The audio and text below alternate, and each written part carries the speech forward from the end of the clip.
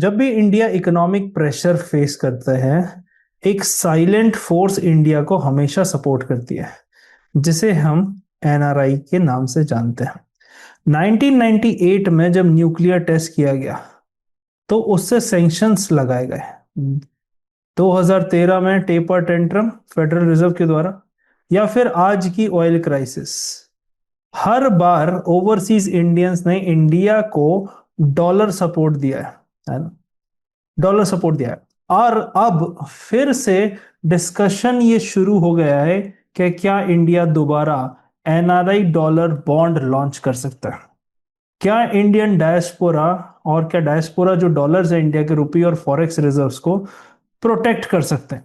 जैसा कि मैंने कल की वीडियो में भी आपको बताया था कि 700 बिलियन डॉलर्स के लगभग हमारे पास फॉरेन एक्सचेंज रिजर्व्स हैं, ऊपर नीचे हो रहे हैं अभी, पर इसके हिसाब से जो कंडीशन है वो काफी स्ट्रांग है। तो आज के लेक्चर में हम इसी को डिकोड करेंगे कि इंडिया का जो एक्सटर्नल सेक्टर क्राइसिस है और एनआरआई का कैपिटल, उसमें क्या स्ट्रेटेजिक इंपॉर्टेंस है। तो सबसे पहले शुरू करते हैं। Now India suddenly needs more dollar. Simple सा है, हम रोज डिस्कस करते हुए आ ही रहे हैं कि जैसे जैसे ऑयल की रिक्वायरमेंट, और ऑयल की रिक्वायरमेंट जितनी है हमारी इनइलास्टिक है, मतलब सप्लाई हम कम नहीं कर सकते, और उसी सेम ऑयल को इंपोर्ट करने के लिए ज्यादा पैसे देने पड़ रहे हैं क्योंकि ऑयल महंगा हो गया है बिकॉज ऑफ वॉर। और ऑयल अकेला महंगा नहीं हुआ, उसका ट्रांसपोर्टेशन भी महंगा हुआ है, इंश्योरेंस भी महंगा हुआ है, तो बहुत सारी चीजें हैं। तो यहां से हम शुरू करते हैं। अब इंडिया में face third consecutive BOP deficit in financial year 2026-7। जब भी फाइनेंशियल ईयर 27 लिखा हो, इसका मतलब होता है 2026-27। ठीक है। नाउ बैलेंस ऑफ पेमेंट का क्या मतलब है BOP? It's like a total dollar inflow versus total dollar outflow. जितना डॉलर देश में आएगा और जितना जाएगा उसका एक बैलेंस रहता है। डेफिसिट का मतलब है कि जो डॉलर आ रहा है वो कम पड़ रहा है जितना डॉलर जा रहा है, मतलब more dollars going out then coming in. Reason उसका सिंपल है, क्रूड ऑयल $100 पर बैरल से ऊपर जा चुका है। आप देखेंगे तो लगभग 115 तक भी छू के आया। उसके बाद जो हमारे, सो जिससे क्या हो गया, सेम ऑयल के लिए हमको ज्यादा पैसे देने पड़ रहे हैं, और ये पैसे हम डॉलर के रूप में देते हैं, तो डॉलर पे हमारे डॉलर पेमेंट पे प्रेशर बढ़ रहा है। ठीक है। फॉर एग्जाम्पल अगर $10 भी बढ़ जाता है तो इंडिया के इंपोर्ट बिल पे काफी ज्यादा सिग्निफिकेंट चेंजेस दिखते हैं। अब बात करते हैं वीक एक्सपोर्ट्स की, क्योंकि इंडिया के जो एक्सपोर्ट्स हैं वो अभी वीक चल रहे हैं, क्योंकि हमारे जो जनरली एक्सपोर्ट्स हैं वो इलास्टिक हैं। इलास्टिक का मतलब है कि डिमांड ऊपर नीचे होती है तो एक्सपोर्ट्स हमारे डाउन हो जाते हैं। जैसे कि आईटी एक्सपोर्ट्स है, एआई की वजह से उस पर इम्पैक्ट है। मैन्युफैक्चरिंग एक्सपोर्ट्स भी टैरिफ और इसकी वजह से, और ग्लोबल में स्लो डाउन भी चल रहा है, लोग अनसर्टेन है कि वॉर कब तक चलेगी, कैसे होगा, तो उतनी ज्यादा कंजम्पशन नहीं है। प्लस मर्चेंडाइज ट्रेड जो हमारा है वो भी डेफिसिट में है, तो इस वजह से। तीसरा है हमारे पास स्लो कैपिटल इनफ्लोस, है ना। अब वीक एक्सपोर्ट के जो रीजन है वो यूरोप में स्लो डाउन है, चाइना की डिमांड की वीकनेस भी है, ग्लोबल ट्रेड में अनसर्टेनिटी भी है। वहीं अगर स्लो कैपिटल इनफ्लो की बात करूं तो फॉरेन इन्वेस्टर्स होते हैं वो कॉशियस है, क्योंकि यूएस में उनको ज्यादा इंटरेस्ट रेट मिलने की संभावना है। तो जब यूएस में ज्यादा इंटरेस्ट रेट मिलेगा तो एक इन्वेस्टर डेवलप कंट्री को हमेशा प्रेफर करेगा, क्योंकि वहां पे सिक्योरिटी ऑफ इन्वेस्टमेंट ज्यादा है। उसी वजह से अगर आप देखें तो दूसरा है ग्लोबल अनसर्टेनिटी, पता नहीं है ये वॉर और ये कॉन्फ्लिक्ट कब तक चलेगा, और जियोपॉलिटिकल टेंशन की वजह से भी इन्वेस्टर कॉशियस है। तो जिसकी वजह से कैड हमारा बढ़ सकता है। कैड है करंट अकाउंट डेफिसिट है इन सिंपल सेंस। तो ये लगभग 1% और 2% के ऊपर तक जा सकता है। तो यहाँ पे चीजें, यहाँ पे एग्जैक्टली हमको समझने की ये जरूरत है कि जो करंट अकाउंट डेफिसिट है उसका मतलब है सिंपल सा कि जो हमारे इंपोर्ट्स हैं वो ग्रेटर देन एक्सपोर्ट्स है। पहले लगभग 1% के आसपास था, अब रिस्क है कि 2% ऑफ जीडीपी तक वो क्रॉस कर सकता है। अब हायर कैड क्या करेगा? हायर कैड की वजह से हमको और ज्यादा डॉलर की रिक्वायरमेंट होगी। तो जब डॉलर की डिमांड बढ़ेगी तो मतलब रुपी की डिमांड कम होगी, और रुपी और डिप्रिशिएट होगा, रुपी पे प्रेशर आएगा। ठीक है। अब सबसे बड़ा कंसर्न है बीओपी का डेफिसिट, जो डेफिसिट लगभग सिग्निफिकेंटली 68 to 70 बिलियन डॉलर तक पहुंच सकता है। मतलब अगर में हम देखें तो सिग्निफिकेंट एक्सटर्नल फाइनेंशियल गैप हमारे पास आ गया है। अगर हिस्टोरिकली कंपैरिजन करूं मैं तो 1991 की क्राइसिस के टाइम इंडिया के फॉरेन एक्सचेंज रिजर्व्स डेंजरसली लो हो गए थे, पर आज जो रिजर्व्स हैं वो काफी स्ट्रांग है। बट प्रॉब्लम क्या है? एक्सटर्नल प्रेशर अभी भी उतना ही इंपॉर्टेंट है। तो हायर ऑयल प्राइसेस सिर्फ इन्फ्लेशन में प्रॉब्लम नहीं करते, वो कहीं ना कहीं रुपये की स्टेबिलिटी को भी इफेक्ट करते हैं, वो हमारे फॉरेन एक्सचेंज रिजर्व्स को भी इफेक्ट करते हैं, और वो हमारे एक्सटर्नल सेक्टर की हेल्थ को भी बताते हैं। तो ये प्रॉब्लम है। मतलब अगर आप सिंपल से समझिए कि अगर फैमिली एक्सपेंस सडनली इंक्रीज हो जाते हैं और इनकेबल इनकम स्टेबल रहती है तो सेविंग्स पे प्रेशर आ जाता है, सीधी बात है। सेम इकोनॉमी लेवल पे भी यही कहानी होती है। आगे बढ़ते हैं। अब है सवाल कि what is India planning now, India क्या प्लान कर रहा है अभी, सबसे पहले हमें वो समझने की जरूरत है। अगर गवर्नमेंट की बात करूं तो ये कुछ ग्राफिक्स हैं जो मुझे अच्छे लगे थे, तो मैं सोचा आपके साथ शेयर करूं, आप पॉज करके इसको देख लीजिएगा। ठीक है, अब यहां से बात करते हैं। सबसे पहले government exploring dollar mobilisation schemes for NRI, इसका क्या मतलब है, सिंपल सा मतलब देखते हैं। इसका ऑब्जेक्टिव सिंपल है, मोर डॉलर को इनफ्लो अट्रैक्ट करवाना, मतलब इंडिया में डॉलर आए। दूसरा है फॉरेन एक्सचेंज रिजर्व्स जो हैं उसको स्ट्रेंथन करना। तो सीधी सी बात है, काम एक ही है, डॉलर को इंडिया में लेके आना। लेके आएंगे तो ऑब्वियसली इंडिया में तो डॉलर खर्च कर देंगे, तो डॉलर आरबीआई के पास जाएगा और आरबीआई रुपए देगा, है ना। तो इस तरह से चीजें हैं। ये पॉसिबल टूल्स जो मैंने ढूंढ के न्यूज़पेपर से और आरबीआई के पास जो जो ऑप्शन है वो निकाले हैं। अगर सबसे पहले देखते हैं डॉलर बॉन्ड, मतलब एनआरआई जो है नॉन रेसिडेंट इंडियंस, वो इंडिया को डॉलर लेंड करते हैं, मतलब वो बॉन्ड खरीदेंगे सरकार के और वो डॉलर में खरीदेंगे, डॉलर इंडिया को मिलेगा, ऐसे ही उनको लिए इन्वेस्टमेंट में रिटर्न मिलेगा। अब इंडिया क्या करेगा, इंडिया इनको इंटरेस्ट पे करेगा, है ना, और फ्यूचर में रीपेमेंट करता रहेगा। फिर दूसरा है एनआरआई डिपॉजिट। एनआरआई डिपॉजिट आपने कई बार नाम सुना होगा, मतलब foreign currency deposit in Indian banks. In simple sense, जैसे मान लीजिए आप यूएस में रहते हैं, आपके पेरेंट्स इंडिया में रहते हैं और आप उनको पैसे भेज रहे हैं और उनके अकाउंट में डिपॉजिट है। फिर आ जाता है एफसीएनआर स्टाइल, मतलब foreign currency non resident deposit, FCNR. अब ये क्या है, ये है तो स्कीम में इसमें कोई इशू नहीं है, बट करेंसी रिस्क इसमें रिलेटिवली लोअर होता है। तो ये तीन स्ट्रेटेजी, तीन पॉसिबल टूल है जो अभी इंडिया के रुपये के प्रेशर को बचा सकते हैं। अब why this works, because India has lot of things. India has one thing, massive global diaspora. Diaspora का मतलब होता है जो इंडियंस बाहर रह रहे हैं। अगर मैं आपको इसका नंबर देना चाहूं तो लगभग 3 करोड़ से ज्यादा ओवरसीज इंडियंस रहते हैं, और ये दुनिया का सबसे लार्जेस्ट डायस्पोरा है। डायस्पोरा वर्ड मतलब जो देशवासी, है ना, हमारे देश में ना रह के बाहर रहते हैं। ठीक है, इससे क्या होता है, स्ट्रॉन्ग रेमिटेंस इकोसिस्टम बनता है। मतलब इंडिया की अगर मैं बात करूं तो लगभग 120 बिलियन डॉलर से ज्यादा का रेमिटेंस हर साल हमारे पास आता है, एनुअली बोल रहा हूँ। ठीक है, तो हाईएस्ट है ग्लोबली। चाइना फिलीपींस में भी काफी ज्यादा है, चाइना पहले हमसे आगे भी था, बट अभी इंडिया के सबसे ज्यादा है। मतलब जो इंडियंस बाहर रह रहे हैं वो इंडिया में पैसा भेजते हैं। फिर है इमोशनल ट्रस्ट फैक्टर, मतलब एनआरआई ने, है ना, सपोर्ट किया इंडिया को बियॉन्ड प्रॉफिट मोटिव। मतलब ये सोच के नहीं किया कि प्रॉफिट कमा लेंगे, इंटरेस्ट कर लेंगे, देश को जरूरत है तो उन्होंने पैसे जमा करे हैं। अब इंडिया का जो एडवांटेज है वो क्या है, अभी का एडवांटेज है सिंपल सी चीज, 700 बिलियन के हमारे फॉरेन एक्सचेंज रिजर्व्स हैं। और जो इंडिया का डायस्पोरा है वो majorly UAE, USA, Saudi Arabia, even सब यूरोपियन कंट्रीज में भी रहते हैं, ऑस्ट्रेलिया में भी रहते हैं। बट यहाँ पर जो गल्फ का रेमिटेंस है ना, जैसे ही मेरे ही खुद कुछ रिलेटिव्स दुबई में जॉब करते हैं, अभी गल्फ में जब से कॉन्फ्लिक्ट शुरू हुआ है ना, वो वापस नहीं जा पाए हैं। तो कहीं ना कहीं गल्फ के जितने रेमिटेंसेस हैं वो अभी सबसे ज्यादा इम्पैक्ट करने वाला है। तो इंडिया का अगर $700 बिलियन का हमारे पास फॉरेन एक्सचेंज रिजर्व है तो हम काफी ज्यादा स्ट्रांग है in comparison to past crisis. तो यहाँ पर सिंपल से सेंस में अगर आप समझे तो India is using financial diplomacy through diaspora, ये लिखा है यहाँ पे। अब इसमें सिंपल सी बात है, जैसे इमरजेंसी में फैमिली मेंबर्स हेल्प करते हैं, NRI often act as like India's global family support system. आगे बढ़ते हैं, आगे और इसको समझते हैं। India has done this successfully before, मतलब पहले भी हमने ये किया है। अगर 1998 की बात करूं तो रिसर्जेंट इंडिया बॉन्ड्स, मतलब पोखरम टेस्ट किया था हमने, न्यूक्लियर सैंक्शंस लगे थे जब हम पे, वेस्टर्न कंट्रीज ने सैंक्शंस लगा दिए थे, इंडिया ने कई रीजंस की वजह से एक्सटर्नल फाइनेंशियल प्रेशर को फेस किया था। तो उस टाइम लगभग 4.23 बिलियन हमने रेज किए थे इस बॉन्ड से। Bond is like a loan, है ना, मतलब एनआरआई पैसा देंगे भारत सरकार को, भारत सरकार उसके बदले कागज देगी जिसपे प्रॉमिस लिखा होगा कि अगले साल, 2 साल, 5 साल बाद आपको ये चीज रिटर्न में मिलेगी with principal and interest. Generally bonds discount पे इशू किए जाते हैं, मतलब खरीदे कम जाते हैं और फिर जो उस पर लिखा होता है वो आपको पैसा मिलता है। इंपॉर्टेंट इसलिए क्योंकि सैंक्शंस होने के बाद भी एनआरआई ने 1998 में ट्रस्ट किया था। 2000 की बात करूं तो इंडियन मिलेनियम डिपॉजिट जो था, मतलब oil shock crisis plus external vulnerability, ये दो चीज हमने देखी थी क्योंकि डॉट कॉम बबल भी था। उस वक्त भी गवर्नमेंट ऑफ इंडिया ने 5.5 बिलियन रेज किए थे।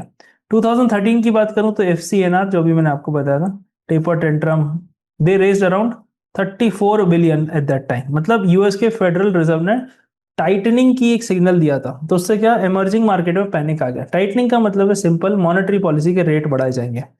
अब सेम रेट मान लीजिए आपको कोई नई कंपनी में मिलता है, या एप्पल या सैमसंग या माइक्रोसॉफ्ट में मिलता है, आप किस में इन्वेस्ट करोगे? Obviously Apple, Samsung, Microsoft. मतलब जो चीज पहले से स्टैब्लिश है, डेवलप्ड है, जहां जिस सिस्टम पे आप ट्रस्ट करते हो, इन्वेस्टर उस पे जाएंगे। तो इसी वजह से, है ना, जैसे ही फेडरल रिजर्व बोलता है या एक्सपेक्टेशन भी बताते हैं, वो इंडिया से पैसा और इमर्जिंग मार्केट से पैसा डेवलप कंट्री की तरफ चला जाता है। तो ये भी एक काफी अच्छी सक्सेस थी। 34 बिलियन की बात है।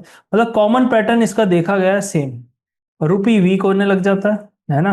ऑयल प्राइस जैसे ही बढ़ते हैं, 1990s में भी गल्फ वॉर हुई थी, आपको याद होगा, सद्दाम हुसैन अटैक्ड कुवैत। इस पे एक मूवी भी बनी थी बॉलीवुड की, एयरलिफ्ट, अक्षय कुमार की, है ना। तो वो भी उस टाइम भी यही सेम चीज हुई थी, पर उस टाइम हमारे पास फॉरेन एक्सचेंज रिजर्व्स बहुत कम थे। और फिर कैपिटल एग्जिट होता है, तो आज भी आप देखो इन्वेस्टर्स इंडिया से पैसा उठा के वापस यूएस ले जा रहे हैं। अब वो पैसा उठाते हैं तो वो डॉलर की डिमांड बढ़ती है, डॉलर की डिमांड बढ़ने से रुपया गिरता है। सिंपल सी चीज है। तो यहाँ पर आप समझे कि जो एनआरआई है ना, हिस्टोरिकली हमारे लिए एक शॉक एब्जॉर्वर की तरह रहे हैं। तो डायस्पोरा का जो ट्रस्ट है वो इंडिया के लिए बहुत ज्यादा इकोनॉमिक स्ट्रेंथ को लेके आता है। जैसे कार, अगर आप कार चलाते हैं डेली में, तो कार शॉक एब्जॉर्वर्स होते हैं, है ना, शॉकअप्स, जो रोड के इम्पैक्ट को रिड्यूस करते हैं। वैसे ही एनआरआई इंडिया की एक्सटर्नल शॉक्स के शॉक एब्जॉर्वर है। अब ये टाइम ज्यादा डिफिकल्ट है, क्यों है समझते हैं, है ना। ये कुछ ग्राफिक्स हैं, आप देख सकते हैं। Now this time the situation is harder. Reason is simple, US interest rates much higher today, पहले से कई गुना ज्यादा है। लगभग 4.5 टू 4.6% है 10 ईयर ट्रेजरी बॉन्ड की बात करूं तो ग्लोबल इन्वेस्टर ने ऑलरेडी अट्रैक्टिव रिटर्न्स वहां से अर्न कर रहे हैं।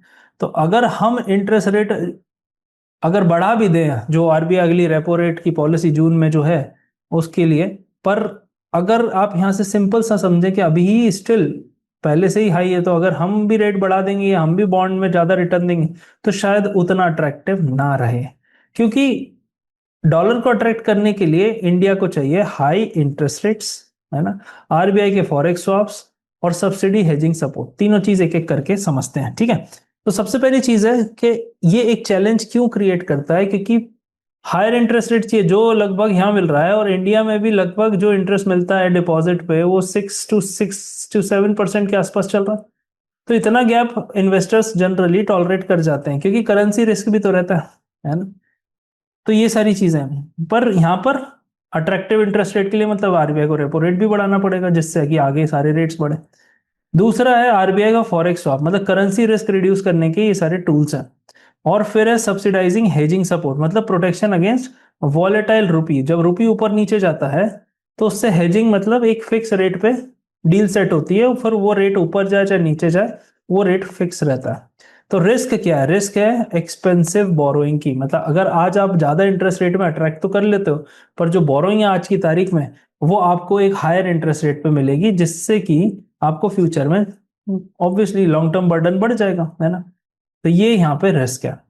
अब इसमें सिंपल सी चीज समझते हैं कि ग्लोबल एनवायरनमेंट आज की तारीख में टफ क्यों है। क्योंकि पहले क्या होता था, पहले ये काम क्यों करते थे बॉन्ड्स, क्योंकि ग्लोबल जो इंटरेस्ट रेट थे वो ऑलमोस्ट जीरो के आसपास थे। आपको याद होगा जापान ने तो सेविंग्स पे माइनस में भी रेट करे थे। मतलब अगर बैंक में डिपॉजिट करना है तो you are losing money in the bank, अगर बैंक में रखने के, ताकि जापान चाहता था लोग कंज्यूम करें या इन्वेस्ट करें। तो तब ग्लोबल इंटरेस्ट रेट जीरो थे, पर आज सारी जगह टाइट मॉनेटरी पॉलिसी चल रही है, मतलब सब जगह रेट बढ़ाए जा रहे हैं। अब जब सब जगह रेट बढ़ाए जा रहे हैं, तो आप समझ सकते हैं कि क्या होगा, सब जगह अट्रैक्टिव है। तो ऑयल शॉक का जो हिस्टोरिकल एग्जांपल्स हैं, अगर आप उसमें देखेंगे, है ना, यहाँ पे तो नहीं दिया है पर मैं आपको बताता हूँ। जैसे 1970s में हुआ था, ऑयल इंपोर्ट बिल शार्पली बढ़ गया था सारी कंट्रीज का, जिससे कि इन्फ्लेशन आ गया था और इकोनॉमी ग्रो हो नहीं रही थी, तो वहां पे स्टैगफ्लेशन करके एक नया टर्म इंट्रोड्यूस हुआ था। उससे एक्सटर्नल सेक्टर का स्ट्रेस भी आया था, इसलिए आपको याद होगा प्रेसिडेंट रिचर्ड निक्सन ने ब्रेटन वुड सिस्टम हटा दिया था। सेम चीज 2011 में हुई, अरब स्प्रिंग और लीबिया क्राइसिस के बाद। आपको याद होगा 2011 में पूरे अरब वर्ल्ड में डेमोक्रेसी चाहिए और सारे जो जितने रूलर थे पुराने पुराने 30 30 35 35 साल के, उन सबको हटा हटा के डेमोक्रेसी स्टैब्लिश करने की एक मतलब एक रेवोल्यूशन चला था। तो उस वक्त भी क्रूड ऑयल के प्राइस बढ़ गए थे और इंडिया में इन्फ्लेशन उस टाइम 9% के आसपास था, है ना, जो कि लेटर ऑन यूपीए गवर्नमेंट उसको कंट्रोल नहीं कर पाई, जिसकी वजह से उनको इलेक्शन का भी नुकसान हुआ। तो यहाँ पर ये सारी चीजें हैं कि करेंसी स्वैप एक अच्छा ऑप्शन दिख रहा है, जिसमें क्या होता है फिक्स्ड इंटरेस्ट रेट, है ना, एक एक्सचेंज रेट फिक्स कर लेते हैं फिक्स्ड इंटरेस्ट पे दो करेंसी में। तो उससे क्या होता है ना, वैल्यू ऊपर नीचे हो तो कंट्रीज को उतना नुकसान नहीं होता, है ना। फिक्स्ड फॉर फ्लोटिंग स्वैप भी होते हैं, मतलब एक फिक्स रहेगा दूसरा फ्लोटिंग रहेगा, और फ्लोटिंग फॉर फ्लोटिंग भी रहता है, मतलब दोनों फ्लोट करेंगे। तो वही सेम चीज है, स्टॉक मार्केट जैसा कहीं ना कहीं है करेंसी मार्केट, है ना। अब आप इसको सिंपल से समझिए कि जब इमरजेंसी डॉलर्स, है ना, इजियर होता है रेस करना, आज आपको डॉलर चाहिए तो ग्लोबल इंटरेस्ट रेट लो होना चाहिए, पर आज के एनवायरनमेंट में ये टफर इसीलिए है। मतलब सिंपल सी चीज है, लो ईएमआई पीरियड में लोन इजी लगता है ना, पर हाई इंटरेस्ट पीरियड में बोरोइंग एक्सपेंसिव हो जाती है। आपकी ईएमआई हो सकता है उतना फर्क ना पड़े, क्योंकि वो ईएमआई ना बढ़ाने की वजह टेन्योर बढ़ा देते हैं। अगर आप लोन में देखोगे स्टेटमेंट में, आपने 30 साल का लोन लिया, आपकी ईएमआई कम नहीं होगी अगर इंटरेस्ट रेट कम हो गया तो, आपका ये टेन्योर कम हो जाएगा, और ये टेन्योर ऊपर नीचे होता रहता है इंटरेस्ट से, ताकि मंथली आप पे बर्डन ना आए। ठीक है, अब सबसे बड़ा लेसन क्या है, बिगर लेसन फॉर इंडिया, ये समझ लेते हैं, ये सबसे ज्यादा इंपॉर्टेंट है आपके लिए भी। इमीडिएट गोल है स्टेबिलिटी लानी है रुपए में, रुपए को 100 से पार ना होने देना है। अगर हो भी रहा है तो चिंता की बात इसलिए नहीं है क्योंकि सब चीज एक्सटर्नल पे डिपेंड करती है। हम किसी भी टाइम पे उसको चीजों को कंट्रोल कर सकते हैं अगर ऑयल प्राइसेस कंट्रोल में आ गए तो। अब बहुत सारे लोग बोल रहे हैं रुपये ये हो गया रुपये वो हो गया, पर अगर आप देखो इंडिया में पेट्रोल के दाम in comparison to the global, even US के पास इतने सारे रिजर्व हैं, यूएस में भी पेट्रोल के दाम बढ़े हैं और हमसे कई गुना ज्यादा बढ़े हैं।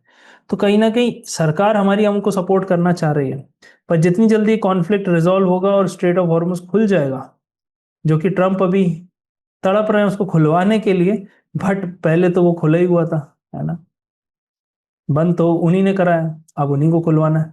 चलो ब्लॉकेड आफ्टर ब्लॉकेड बहुत सारी चीजें। तो सबसे पहला टास्क है कि रुपये को स्टेबलाइज करें, दूसरा टास्क है एक्सटर्नल प्रेशर को मैनेज करें, मतलब डॉलर की जो डिमांड है उसको मैनेज करें। जो लोग बाहर के जाने के लिए डॉलर, इसलिए प्राइम मिनिस्टर ने अपील भी किया कि आप फॉरेन टूर ना जाओ। अब डेमोक्रेसी अपील ही कर सकते हैं, बोल तो सकते नहीं कि फॉरेन टूरिस्ट बैन हो जाएंगे फॉरेन में जाना, ऐसा तो नहीं है। पेट्रोल के लिए नहीं बोल सकते, रिक्वेस्ट ही की जा सकती है। तो रिक्वेस्ट में भी काफी, अगर आपने हमारे इंस्टाग्राम पोस्ट पे देखा होगा तो मैंने वहाँ एक न्यूज का समरी पब्लिश किया था जिसमें लिखा था कि पेट्रोल और डीजल और एलएनजी तीनों की डिमांड कम हुई है, तो कहीं ना कहीं उसका फायदा मिला है। ठीक है, तो एक्सेसिव फॉरेन एक्सचेंज रिजर्व्स का डिप्लीशन भी हमको रोकना है, तो रिस्ट्रिक्शंस हैं कि इतना ही डॉलर आप एक बार में विड्रॉ कर सकते हो और ये सारी चीजें। ठीक है, अब लॉन्ग टर्म नेशनल प्रायोरिटीज को समझ लेते हैं। पहला है रिन्यूएबल एनर्जी, ईवी और ग्रीन हाइड्रोजन पे काम करें ताकि ऑयल डिपेंडेंसी कम हो सके। दूसरा एक्सपोर्ट को बढ़ाना, बढ़ाने से क्या होगा, डॉलर इंडिया में आएगा, तो जो इंपोर्ट हम करते हैं नेसेसिटी, उसके लिए हमारे पास फंड्स रहेंगे। फिर आ जाते हैं एक्सपोर्ट एक्सपैंड मैन्युफैक्चरिंग में, मतलब हमारी जो काफी सारी इंडस्ट्री हैं वो इंपोर्ट पे डिपेंडेंट है, बट अगर मेक इन इंडिया अच्छा चलता है या पीएलआई स्कीम अच्छी चलती है, जैसे अभी प्राइम मिनिस्टर मोदी 5 देशों के टूर पे गए थे, तो उसमें नेदरलैंड्स में जहाँ गए थे, उनका मेन ऑब्जेक्टिव वहां पर ये था कि सेमीकंडक्टर चिप की मशीन खरीदना। जैसे ताइवान सबसे ज्यादा सेमीकंडक्टर चिप बनाता है, बट जो चिप जिस मशीन से बनती है वो नेदरलैंड्स बनाता है। तो हमारा अगर मैन्युफैक्चरिंग सेक्टर एक्सपैंड होगा, और वो रेडी भी है हमारे साथ। फिर एनर्जी सिक्योरिटी बढ़ानी है। एनर्जी सिक्योरिटी का मतलब है सिंपल, स्ट्रेटेजिक पेट्रोलियम रिजर्व्स बनाने और एनर्जी का मिक्स बनाना है, एनर्जी का मिक्स, सिंपल है। तो यहाँ पे स्ट्रेटेजी लेसन क्या हो गया कि जो कंट्रीज हैं, है ना, जो कंट्रीज सरवाइव करना चाह रही हैं ग्लोबल शॉक्स, है ना, या फिर आप इधर देख सकते हैं कि कैसी कंट्रीज शॉक को एब्जॉर्व कर पाएंगी। पहला है जिनका डायस्पोरा स्ट्रांग हो, मतलब उन्हीं कंट्री में बाहर भी लोग रह रहे हों। फिर क्रेडिबल इंस्टीट्यूशंस और macro stability, in simple sense India का जो डायस्पोरा है ना, वो इमोशनल कैपिटल नहीं है, वो स्ट्रैटेजिक इकोनॉमिक कैपिटल भी है। तो इस एंगल से शायद आपने नहीं सोचा होगा जिस एंगल से मैंने आज आपको समझाया, पर यहाँ पर आप समझ सकते हैं कि जो ग्लोबल इंडियंस है ना, वो इंडिया के world wide economic support network है। तो आप इस चीज को ध्यान रखिए, यहाँ से हम सरवाइव कर सकते हैं ग्लोबल शॉक्स को, है ना। क्योंकि दुनिया में बहुत कंट्रीज के पास रिसोर्स होते हैं, लेकिन हर कंट्री के पास इंडिया इंडिया जैसा डायस्पोरा और इंडिया जैसे डायस्पोरा की स्ट्रेंथ नहीं होती। जब भी इंडिया एक डिफिकल्ट फेस से गुजरता है ना, तो करोड़ों Indians across the world India के साथ खड़े होते हैं। अगर आप इसको समझो, ये सिर्फ रेमिटांस नहीं है, ये ट्रस्ट है, ये कॉन्फिडेंस है, ये कनेक्शन है। तो आज इंडिया ग्रेजुअली एक स्ट्रॉन्गर ग्लोबल इकोनॉमी तो बन रहा है। ओवरसीज इंडियंस उस जर्नी का एक बहुत इंपॉर्टेंट पिलर है। अगर इंडिया एक्सपोर्ट्स, मैन्युफैक्चरिंग और एनर्जी सिक्योरिटी पर फोकस कंटिन्यू रखे, तो फ्यूचर में इंडिया सिर्फ एक्सटर्नल शॉक सर्वाइव नहीं करेगा, बल्कि ग्लोबल इकोनॉमिक पावर भी बनकर इमर्ज हो सकता है, जो कि हमारा टारगेट भी है 2047 तक, डेवलप्ड कंट्री, विकसित भारत। तो ये सिर्फ डॉलर की स्टोरी नहीं है, ये ग्लोबल इंडियन स्ट्रेंथ की स्टोरी है। तो आई होप आपको चीज़ें समझ में आई होंगी, पसंद आई होंगी। मिलते हैं कल फिर same time with another news. Thank you, take care.